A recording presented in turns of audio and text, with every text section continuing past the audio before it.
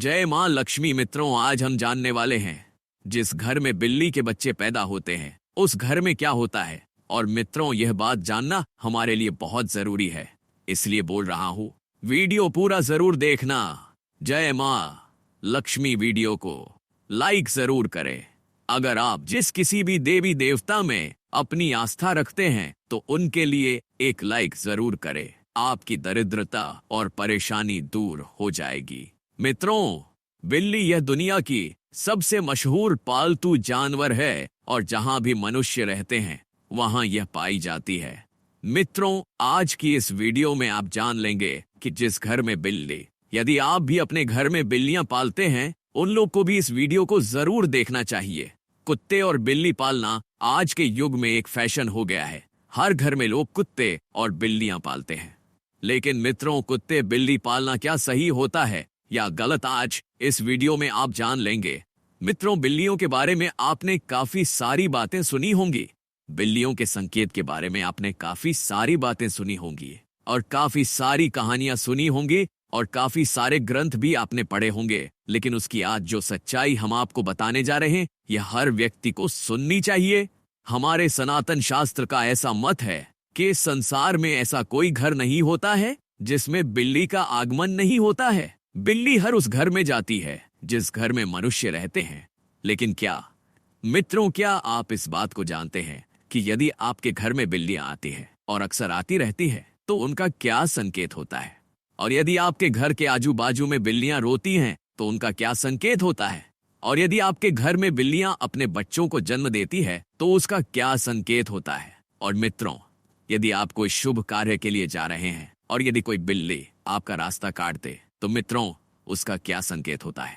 मित्रों, बिल्ली एक मांसाहारी स्तनधारी जानवर है। इसकी सुनने और सूंघने की शक्ति प्रखर है और यह कम रोशनी, यहां तक कि रात में भी देख सकती हैं। भगवान श्री हरि विष्णु कहते हैं कि जिस घर में बिल्लियां अपने बच्चों को जन्म देती है उस घर में मां लक्ष्मी का आगमन होता है। लेकिन यह कितना सच है और कितना झूठ है? मित्रों, वीडियो में आगे बढ़ने से पहले आपसे अनुरोध है कि हमारी वीडियो आपको पसंद आती है तो वीडियो को अभी लाइक कर चैनल द प्रेमानंद ज्ञान को सब्सक्राइब कर ले।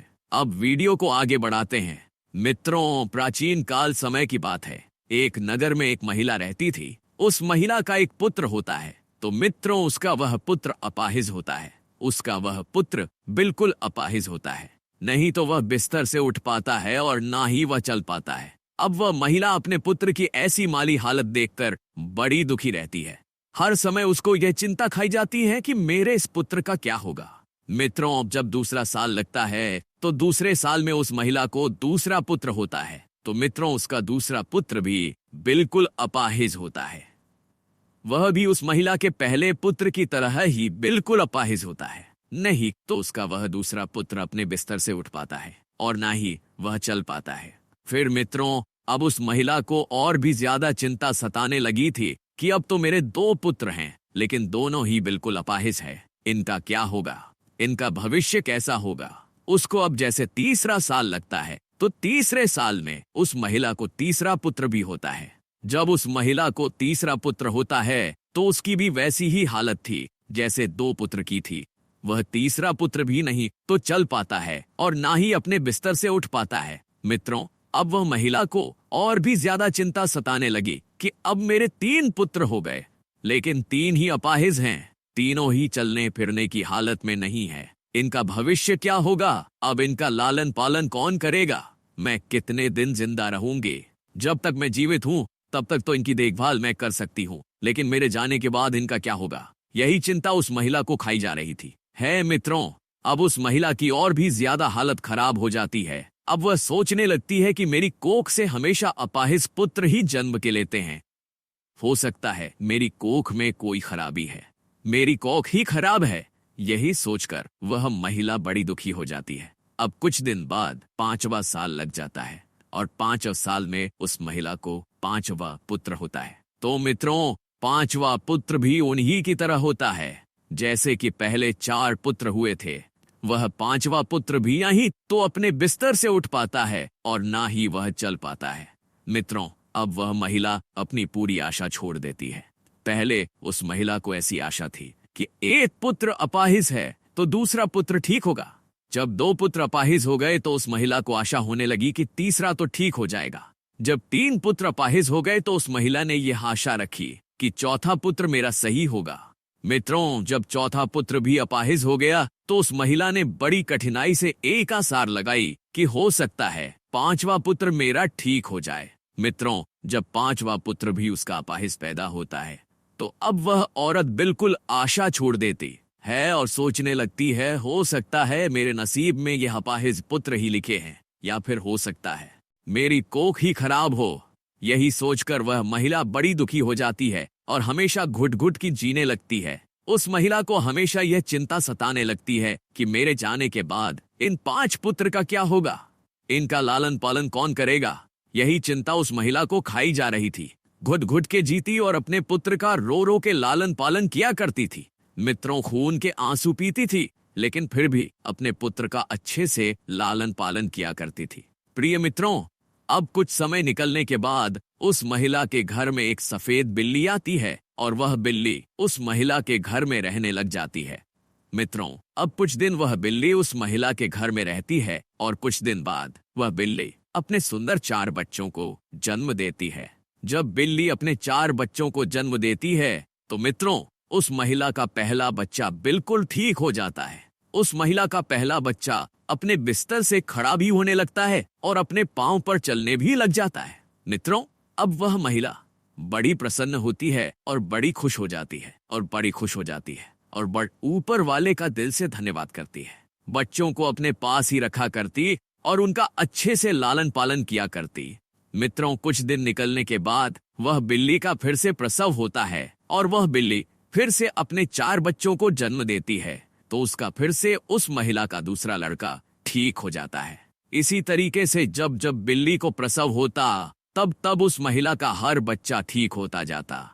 इसी तरीके से उस महिला के सभी बच्चे ठीक हो जाते हैं और मित्रों, उस महिला के घर में अन्य धन की कोई कमी नहीं रहती है। हमारे सनातन शास्त्र में ऐसा कहा जाता है कि जिस घर में बिल्ली अपने बच्चों को जन्म देती है उस घर में ही मां लक्ष्मी का तीव्र गति से आगमन होता है।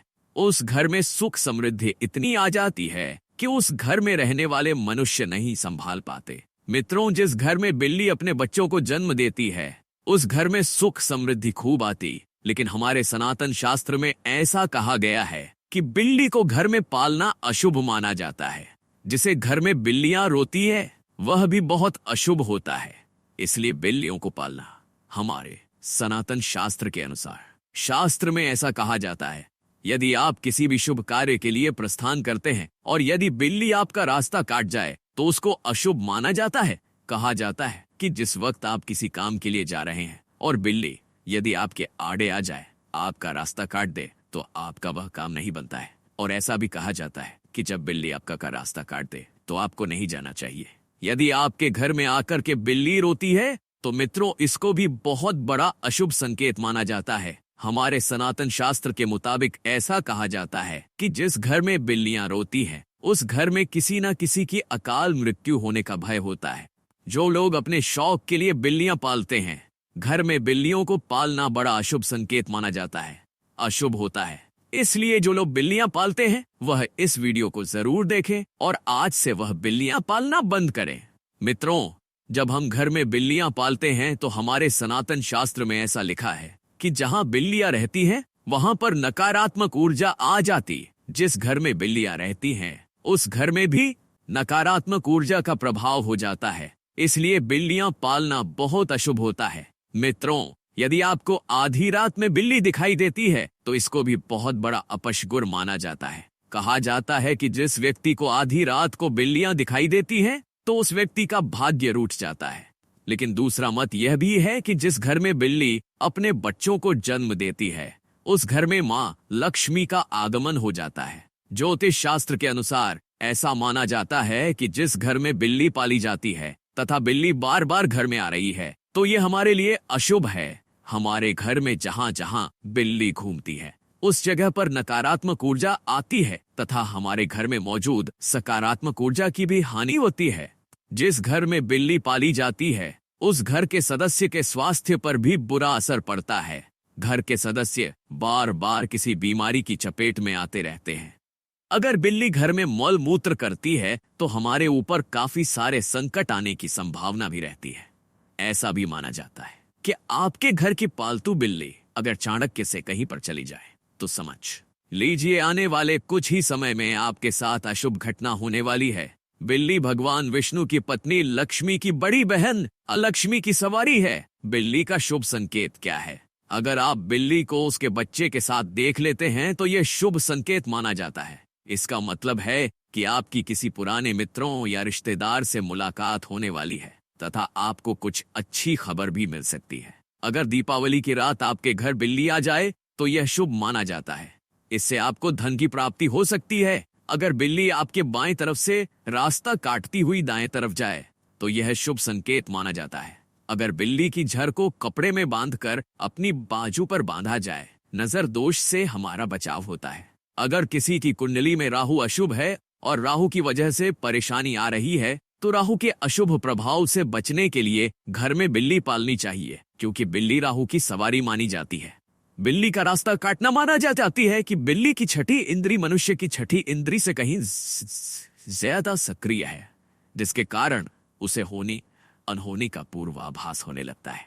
मान्यता अनुसार काली बिल्ली का रास्ता काटना तभी अशुभ माना जाता है जबकि बिल्ली बाईं ओर रास्ता काटते हुए दाईं ओर जाए। अन्य स्थिति में बिल्ली का रास्ता काटना अशुभ नहीं माना जाता है। जब बिल्ली रास्ता काटकर दूसरी ओर चली जाती है तो अपने पीछे वह उसकी नेगेटिव ऊर्जा छोड़ जाती है, जो काफी देर तक उस मार्ग पर बनी रहती है। खासकर काली बिल्ली के बारे में यह माना जाता है। हो सकता है कि प्राचीन काल के जानकार ने इसलिए यह अंधविश्वास फैलाया हो कि बिल्ली के रास्ता काटने पर अशुभ होता है। बिल्ली का रोना, बिल्ली के रोने देर लोने की आवाज बहुत ही डरावनी होती है। निश्चित ही इसको सुनने से हमारे मन में भय और आशंका का जन्म होता है। माना जाता है कि बिल्ली अगर घर में आकर रोने लगे तो घर के किसी सदस्य की मौत होने की सूचना है या कोई अनहोनी घटना हो सकती है। बिल्ली का आपस में झगड़ना, बिल्लियों का आपस में लड़ना धन हानि और गृह कला का संकेत है। यदि किसी के घर में बिल्लियां आपस में लड़ रही हैं तो माना जाता है कि शीघ्र ही घर में कलह उत्पन्न होने वाली है। गृह कलह से ही धन हानि होती है। मित्रों, लोगों का अभिवादन करने के लिए जब आप घर आते हैं, जब बिल्लियां घर में आपसे मिलती हैं और जब आप उससे बात करते हैं तो बिल्ली भी आपसे अभिवादन की उम्मीद करती है। ध्यान देना, बिल्लियां लोगों के साथ सामाजिक संपर्क का आनंद लेती है। बिल्ली को स्ट्रेच किया जा सकता है, उसके साथ खेला जाता है या उससे बात की जाती है। प्रत्येक दिन लंबे समय तक अकेले रहने वाली बिल्लियों को मालिक का ध्यान आकर्षित करने की अधिक संभावना हो सकती है। बिल्लियों को अकेले रहना पसंद नहीं है। बिल्लियां अक्सर खेलने, अपने मालिक का ध्यान आकर्षित करने के लिए भी म्याऊं करती हैं। अतः कभी भी अपने पालतू जानवर की उपेक्षा ना करें। उनके साथ हर दिन क्वालिटी टाइम बिताएं, उनके साथ खेलें, उनसे बात करें, भोजन मांगना। जब बिल्लियों को भूख लगती है तो वह खाने के लिए भी म्याऊं द्वारा मालिक का ध्यान आकर्षित करती है। जब भी कोई रसोई में प्रवेश करता है तो बिल्लियां म्याऊं द्वारा भोजन को सुगमता से प्राप्त करती हैं। जैसे ही घर के लोग भोजन के लिए बैठते हैं, उसी तरह बिल्लियां भी मानव के समान भोजन देना। चलिए आज की वीडियो को समाप्त करते हैं और जल्द ही नई वीडियो लेकर आएंगे। तब तक आप कमेंट बॉक्स में बताइए वीडियो कैसी लगी। कमेंट में जय मां लक्ष्मी अवश्य लिखें।